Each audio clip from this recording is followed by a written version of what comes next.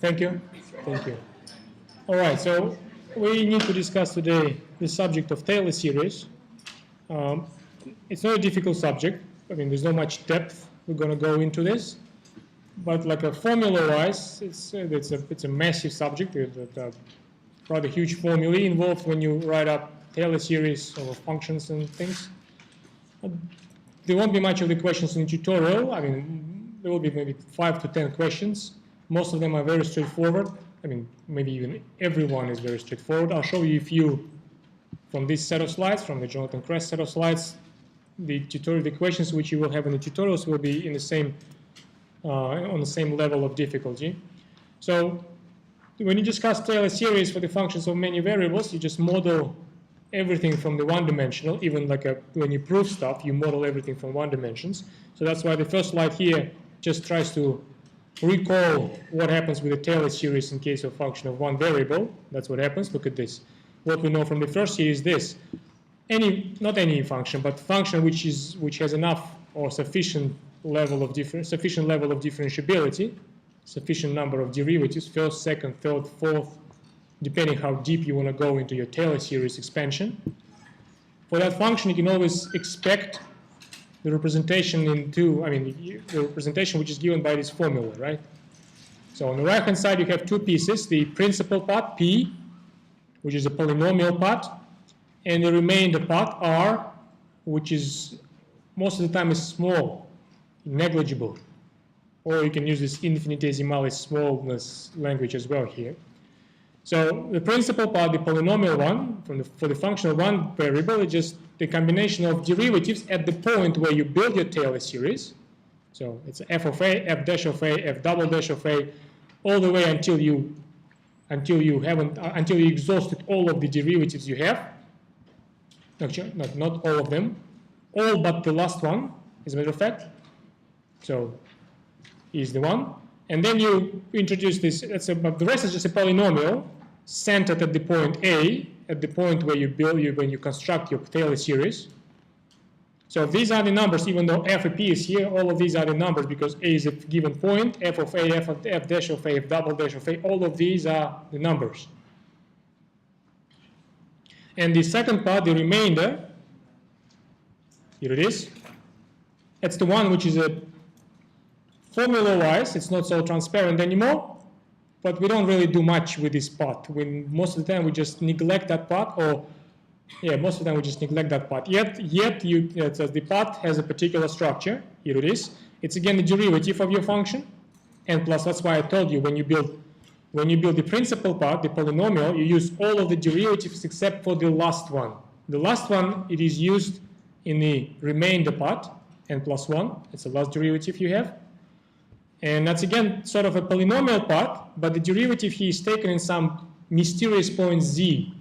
This point z, it's hard to predict where this point will be. All we can expect from that point is that it will be somewhere between x and a. That's the general scope of the Taylor series result in one dimensions. Of course, all of this is true when your function has n plus 1 first derivatives, because otherwise remainder doesn't make sense. Some of the terms in your polynomial part also do not make sense. Right. The other thing is this infinitesimal language we used once, it's also applicable here because look at you can think for the room, you can see the room for this language here.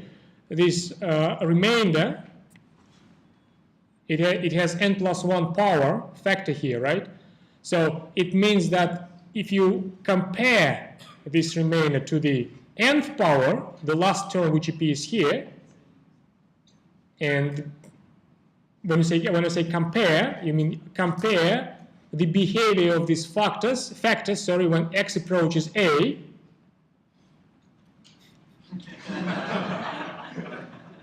Yeah, all right, okay, no problem. So when you compare the behavior of these factors when x approaches a, right? All of these factors, in fact, they vanish. X take a will go 0. X take a square will go to 0. X take a to the power n, it will go to 0. But they will go to 0 with different speed. The quickest will be the last one, because the higher the power, the quicker you'll have a decay to 0. And the room for this infinitesimal language is here, because the remainder will go to 0 even quicker, because it has the extra x take a factor, which will make it decreasing to 0 even faster than the fastest term in the principal part. And the fastest term in the principal part is the last one, the nth one. So the whole idea is that the remainder vanishes near the point A quicker than every individual or together, every term in the principal part together or individual, doesn't matter. Because it has extra x take a factors which deliver this vanishing path. Right. Yeah. Well, so sometimes the principal part of the Taylor series is used to approximate the function, and that's exactly for the reason that this one is always smaller than the principal part. That's exactly what I just said to you, because we have more factors of x take a kind in this one as in the first one. And that's why when you x is near the a, it's often used, and that's actually often used in the applications, that the function is replaced with the principal part of the Taylor series expansion, and you can find the values there. Right. Now, that's the reminder of what happens with the Taylor series. In the first year, look what's going to happen with the functions of many variables. All what happens is just we use this little trick when we convert a function of multiple variables into a function of one variable, by considering this function only on the straight piece connecting 2 points.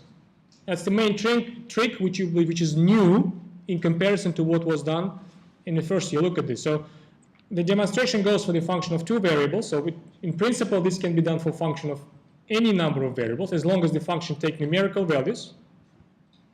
R. We don't have any like a canonical way to present a Taylor series when you discuss maps. So the functions which takes values in vectors, but there's no actually need for that. Right, but when the function takes numerical values, even if the function is a function of multiple variables, we can make some adjustments and we can reduce this to the function of one variable. So look what happens. The demonstration here goes for a function of 2 variables. So, right, so we have 2 points, one of them a, b, the other one xy.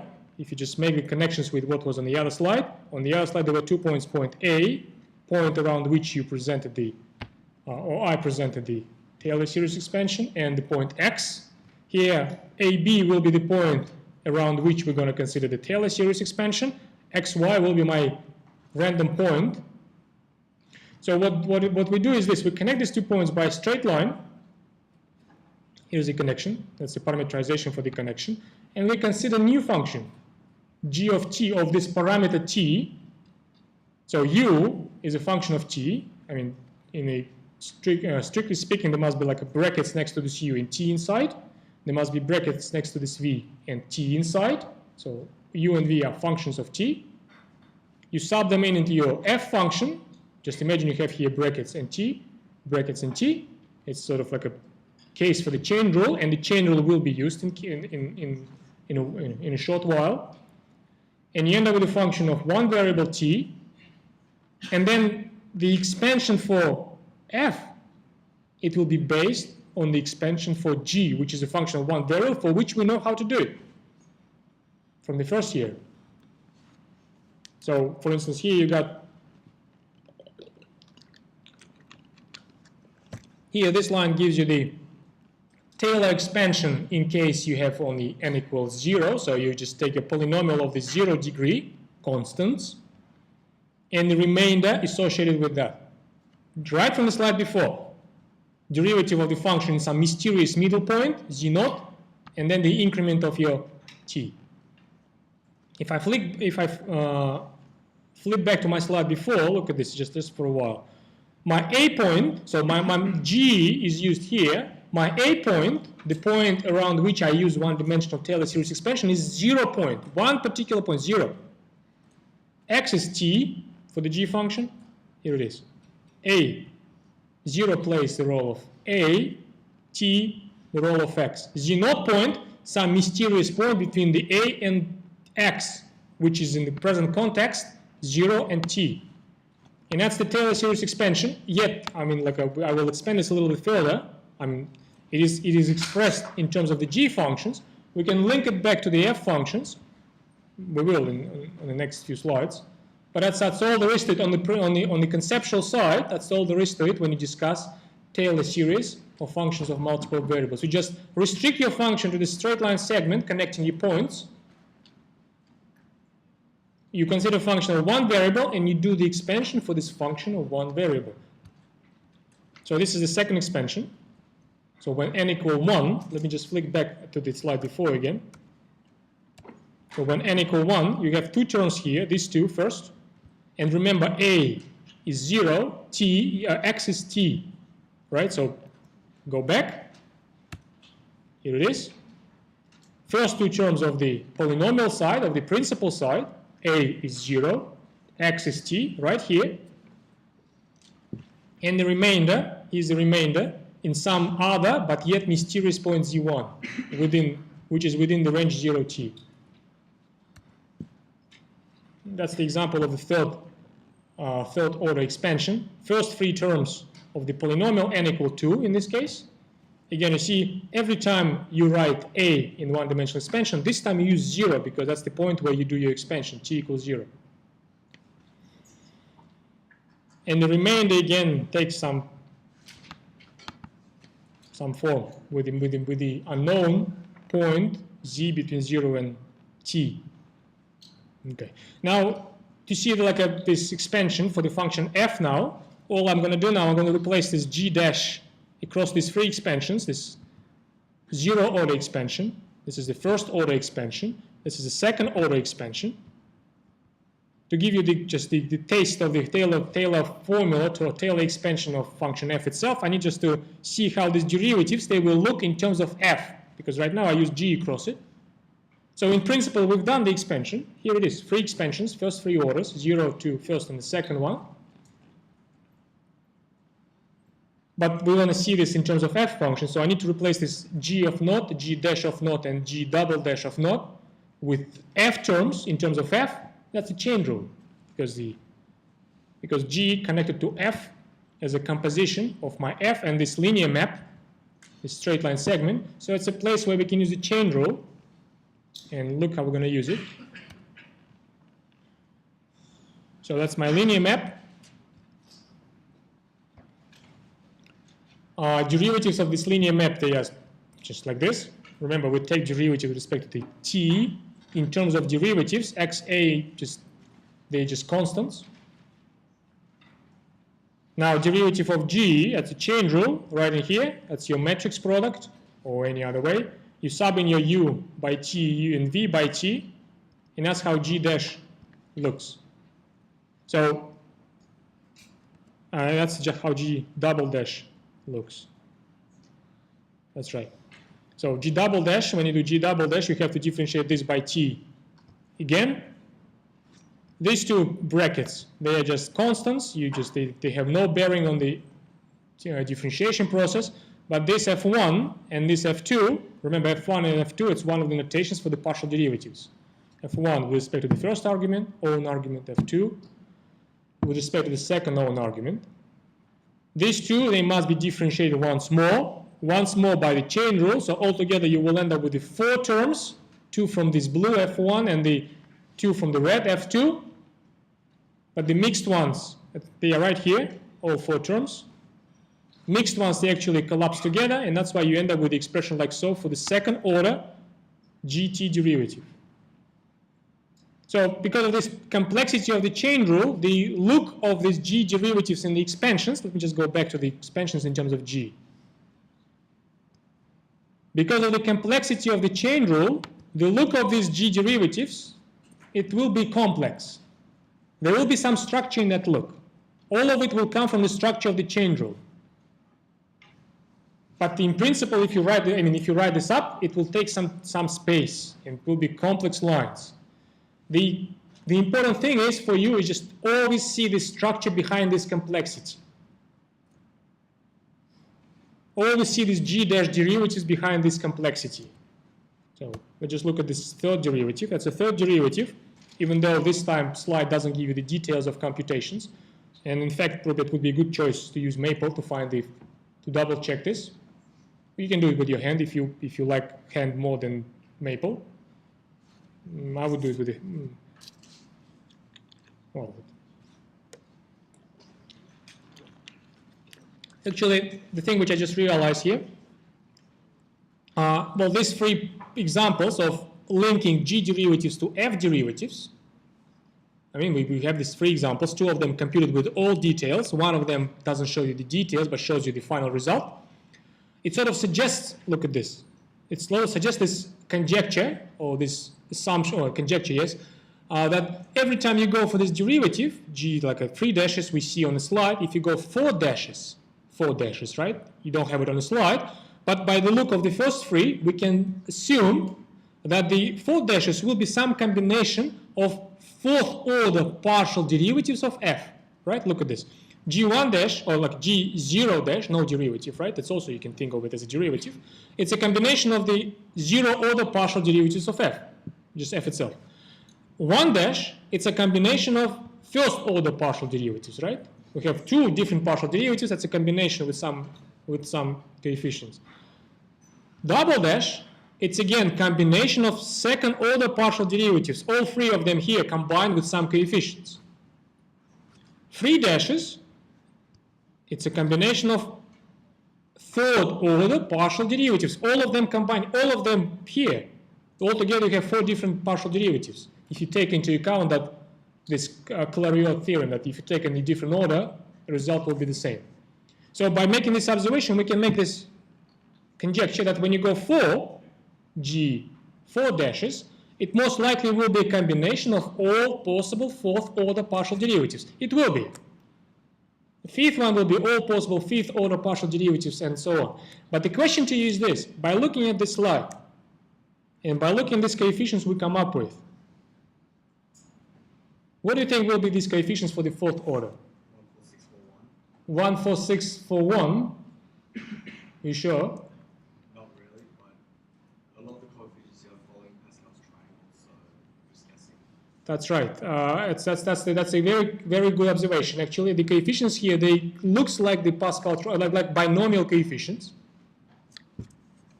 1 here, 1 and 1 here, 1, 2, 1. That's the second order binomial, or second line in the third line in the Pascal triangle, because we index the lines from 0 in Pascal triangle. 1, 3, 3, 1. That's the fourth line in the Pascal triangle. The next line is the expansion for the number, binomial expansion for the 4, which is 1, 4, 6, 4, 1. That's right. And that's another correct conjecture. We're not going to verify this in class, but that's a correct conjecture. All of these derivatives, they will follow the same idea as the binomial expansion. The coefficients, you will come up in there if you do this by hand or any other way, with Maple, for instance. They will all follow Pascal triangle rule, which is a good thing to keep in mind, because it's a good thing to do double check if you do it by hand. Right. We'll just see what else. Now, well, actually, we haven't finished this task. The task was see how the Taylor series expansion actually looks.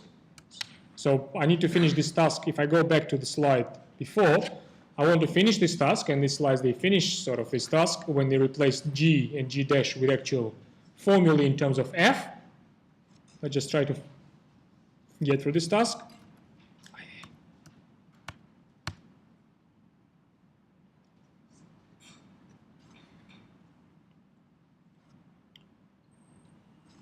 Well, this is done for the first order here, or for the 0 order. The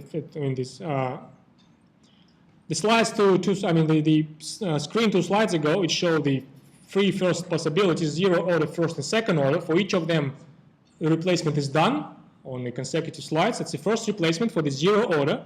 For the 0 order, in the G terms, that was our expansion. 0 order polynomial here, and the remainder with the mysterious point Z0. Now we're replacing this using the chain rule from the slide before. For G0, this is just, for G0 here, the replacement is just f of AB, right in here, it's a principal part. For the remainder, we have to use the formula for the derivative. That's the formula for the derivative. and this derivative is taken in some middle point. On this slide, this middle point is called C0, G0. And look what it said about this point. It said that this is a sum point on the line segment between AB and XY. Because Z here was point between 0 and t, when you unravel everything in terms of f, that will go into the some middle point on the segment from AB to XY, but we don't know much about that point. That's the way it explained, you see? That's how you come up with this point in terms of Z0, but that's the most you can say about this point. Now when you go for the second order, the same things happen. You just have to replace the G derivatives with the expressions in terms of f. That's the replacement. That's the expansion in G terms.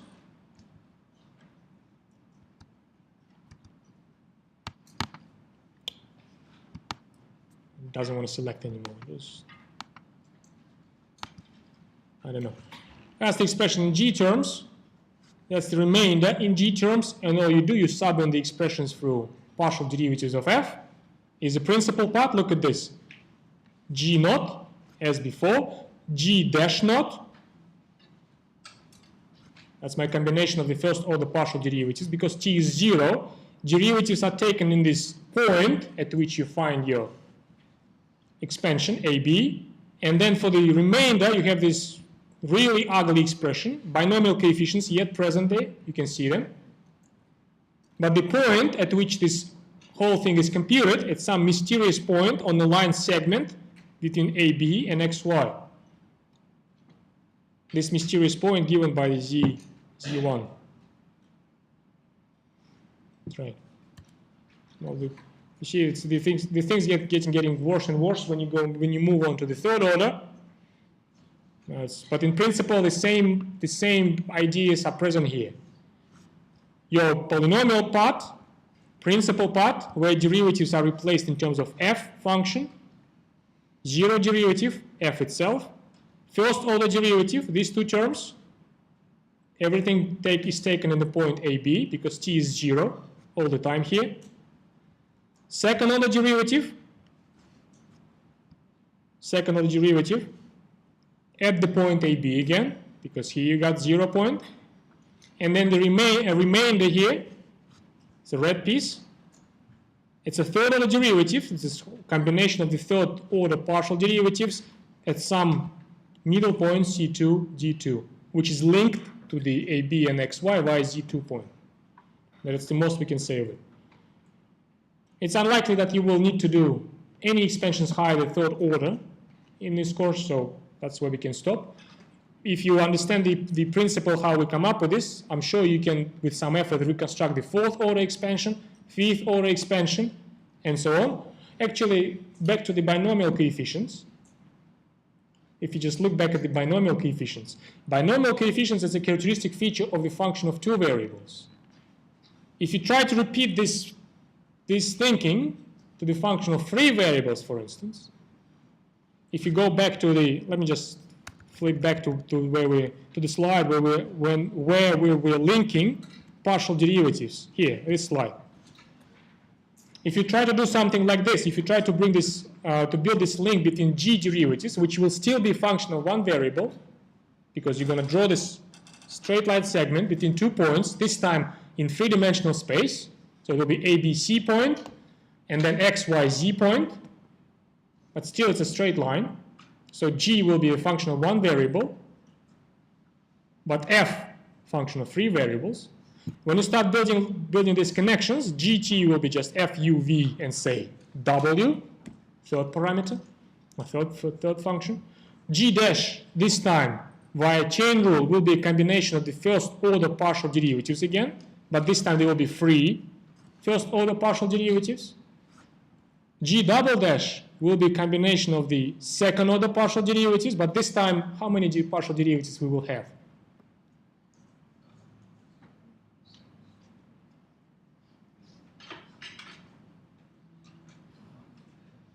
How many?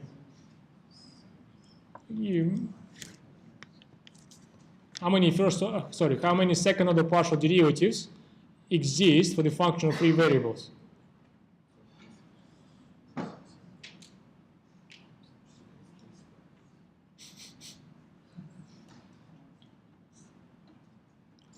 Can I ask you this? How many partial derivatives of the function of free variables you computed since like last week? Since last Monday? Can you raise a hand who computed more than 10? Maple or no maple? That's good. More than 5, but less than 10? It's a nice distribution. Well, why are you so shy? You're not sure?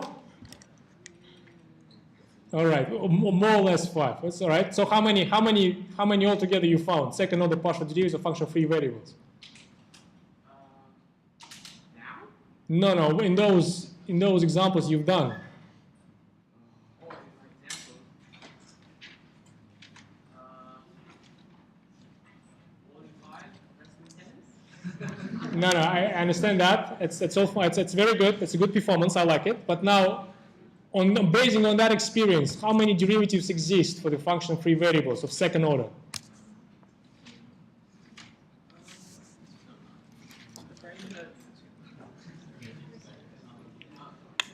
Any help to the struggling fellow? 9? How did you come up with 9?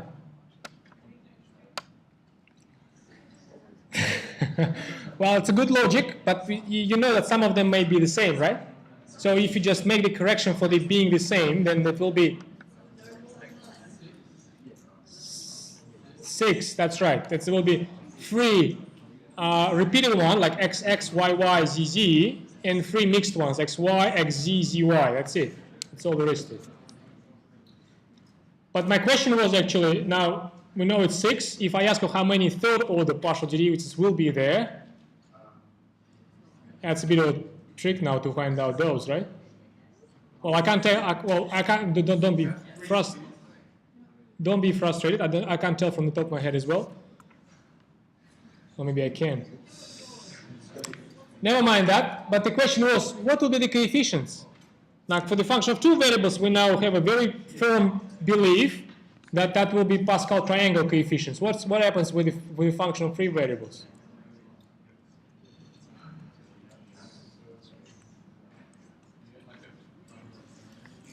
I didn't catch that.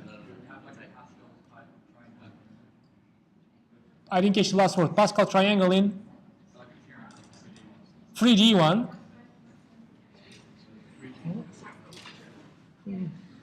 Well, you're right actually. You're right, but just we never formalize that concept, so it's hard to actually for me to understand what exactly you mean by that. Go ahead. NC3. Can you say again? I didn't catch that again. NC3. What's NC3?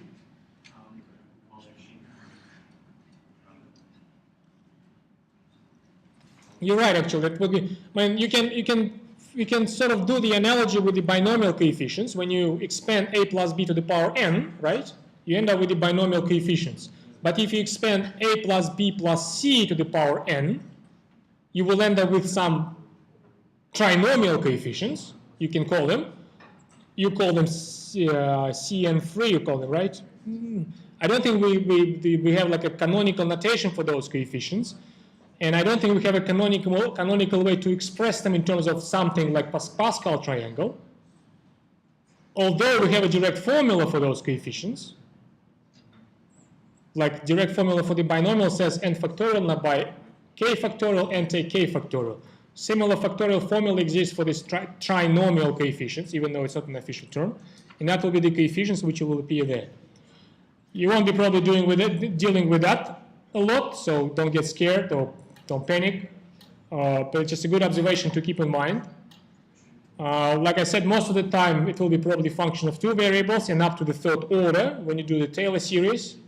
I say most of the time because I don't remember all of the equations, which I will publish by next week, but I'm sure it doesn't go any beyond this level of difficulty. Right, so any questions? No?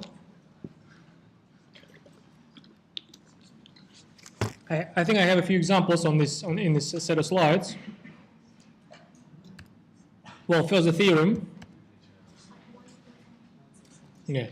It's a very informal way to state the theorem about the Taylor expansions, because if you look carefully through this theorem, especially through the last line, which says these symbols, they do not represent any dot product. It's something, look what it says. It's not a dot product, it represents the terms that we have found in the last few slides and their generalization. So the theorem doesn't really make the formal generalization, and probably it's a good thing because it doesn't look nice, and we don't need any order higher than 3. So you should take this theorem informally by just knowing that if you analyze carefully the way the first 3 expansions are constructed, you in principle can see what will happen in the higher order, and that's all we need to know here. So yeah, Taylor theorem. So these slides, they have a few examples. Straightforward examples. Let's just look through these examples. So first one says this: find a polynomial of order 2. We have a point, 1, negative pi, and 2. We have a function. So if you do something like this, you will probably need to build up a table of this type, where you just write up all of the partial derivatives. First, you write up the partial derivatives or in xy terms. That's a computational side. Then you find the partial derivatives in the numerical terms at the point of interest, at the point AB. So here the partial derivatives. Yeah, the complexity will grow a little bit, but still it's doable. That's right. So for instance, fx, yeah, that's a chain rule. Fy, it's another chain rule. F double x, this time you use a product rule. F double y, so easier in the mixed one, like this. And then you combine everything together into the expansion. So you see this is f of AB, negative 1, right from here. This is a combination, this is a first order term.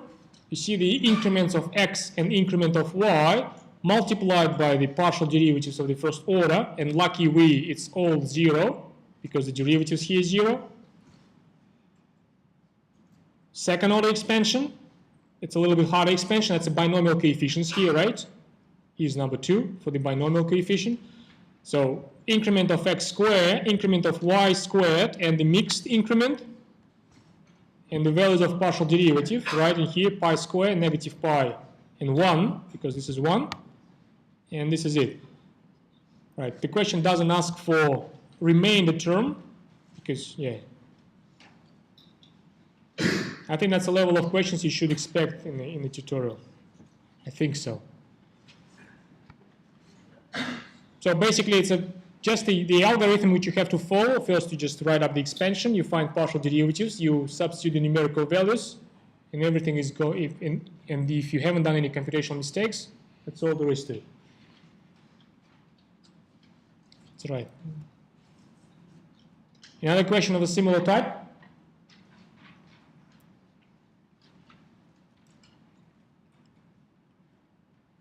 Find a Taylor polynomial of order 2 around the point 48. Totally identical question. You build up the table. First, you compute all of the partial derivatives you need up to the second order, because you need a polynomial of order 2. And you don't need the remainder, how it looks. It doesn't say find the remainder, just say the Taylor polynomial, so the principal part. Then you find the value of the derivatives at the point of interest, numerically. All the numbers here. And then you make the substitution. And that's a Taylor series expansion.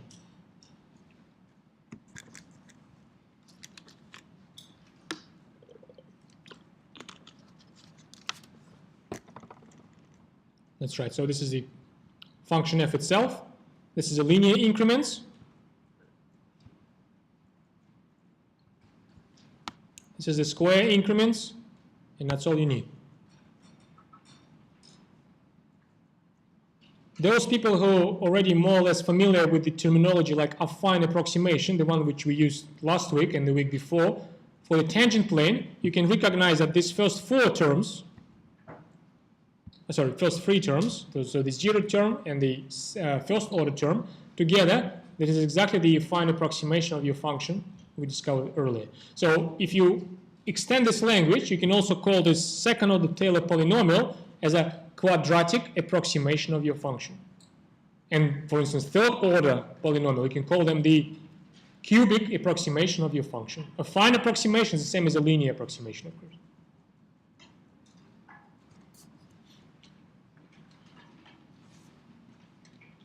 Another question which you may see, find the value of a function at the adjacent point. So we have the Taylor expansion for this function. Where's mine?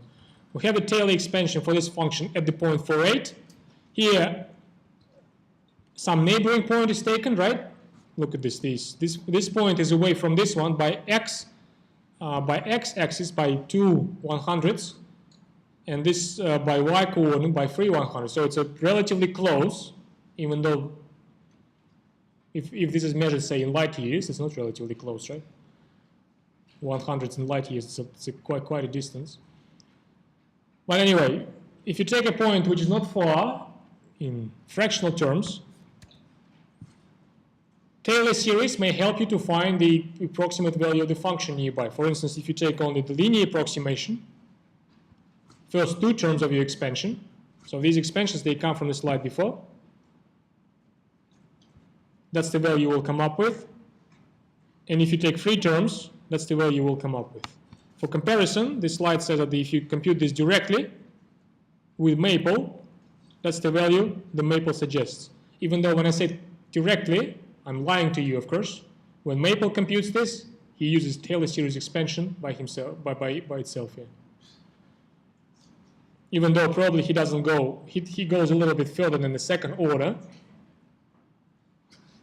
but it does. Yeah. As a matter of fact, let's just see how many, where the difference comes in. So 1, 2, 3, 4, 49, 6, 5, 6, 7. So up to the 7th digit, we have the identical values, which means that even the second order approximation for my function is really good approximation, because it delivers the difference only on the 8th digit. And that's nice. As a matter of fact, the true problem when you deal with this computationally is to see how quickly your Taylor polynomial, when you increase the order, approaches the true value of a function. That's actually the true problem which appears in applications. We're not going to be concerned with this problem in this topic, but those of you who will continue some of your mathematical studies, you will probably see that this is a true problem, and that's where the way the remainder looks actually plays the important role. That's where the remainder is used to see how quickly your Taylor polynomial approaches the true value you're looking for.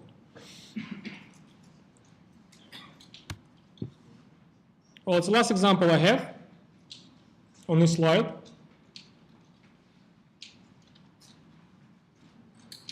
It says find the Taylor polynomial of this function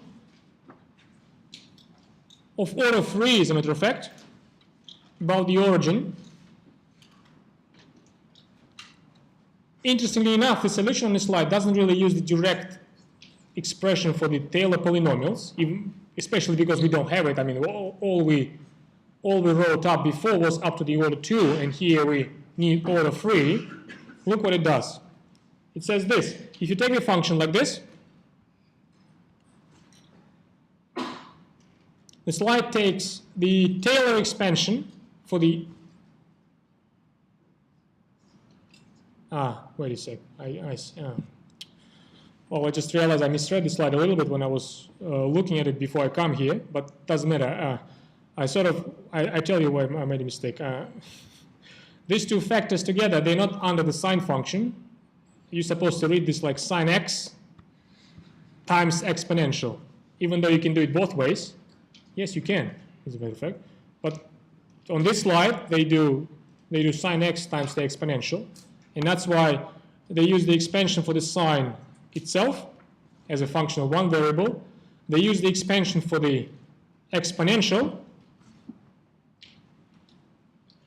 as a function of one variable. They multiply these two expansions,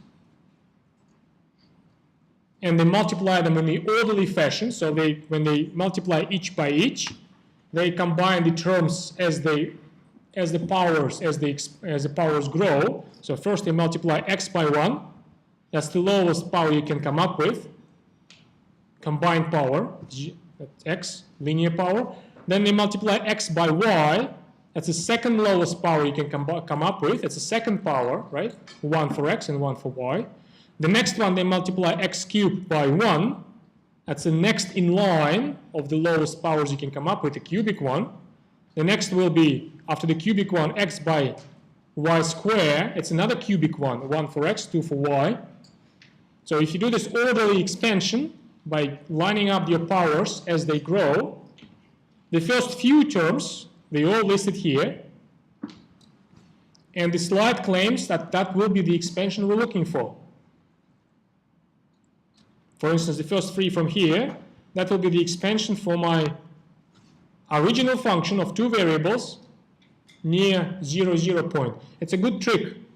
So if you can factorize your function into the functions of single variables, finding the expansion via this indirect method, where you use the expansions for functions of one variable and one variable, it may be quicker. Actually, it is quicker. If you try to find this expansion directly by building the table, as in the other two examples, it will take longer with all those partial derivatives. That's right. Yeah, that's the way to find it. Of course, this is based on the very important result, which is not said explicitly on this slide, but that's the important result, which says this, that the function cannot possibly have two different Taylor expansions. Unless you have this result, you can't really claim that the one we just come up with, this one, is the Taylor expansion we were looking, we asked to find. So we have to keep in mind the function always has only one unique Taylor expansion, and that's why it doesn't matter which way you find it. And this way, when the function factorizes into the product of functions of one variables, it's obviously the quicker one, especially in this case, it is a quicker one. Any questions? No? You sure? Yes? So you said that you could do a similar thing if it was sine Of? exponential. How would that work? No, I didn't say so. I was thinking I could say so, but no, I don't think I can say so. All right, so we can you can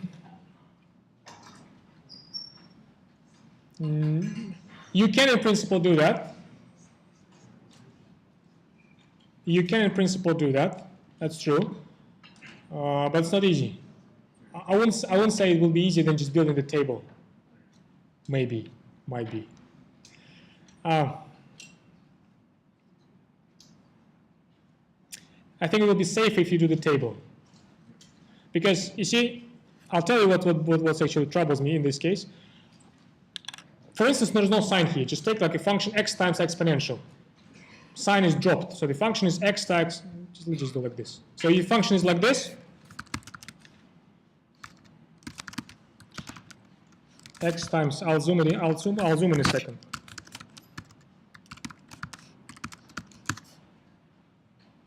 If the function is like this, then it's easy. For the exponentials, it's a product, as before, it's a product of function of individual variables, one of x and one of y, and one of them is even just a linear polynomial. So finding expansion for this one is not easy, it's not tricky. You just take the expansion for exponential, multiply by x, you're done. But then you have to, if you go for the next function, say g of xy, which is sine of x, like this, then it becomes tricky. Because you need to, yeah, right, for the sine, we do have the expansion, right? We know the expansion for the sine. What is it? Sine x, it's, what is it, x? No, x, take x by 3 factorial, right? X cubed, sorry. Yeah. Plus something else.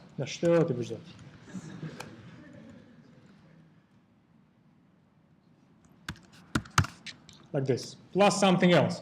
When you sub in this expansion you found for f in here, first term, you don't have any problems with that. But the cube, analyzing the cube it becomes tricky. You can keep the structure. I mean, you can try to analyze that, and in principle, that probably can be converted into a successful solution. But I'm not sure if this will be easier than just doing the table and doing it directly. That's all I can say here. Any other questions?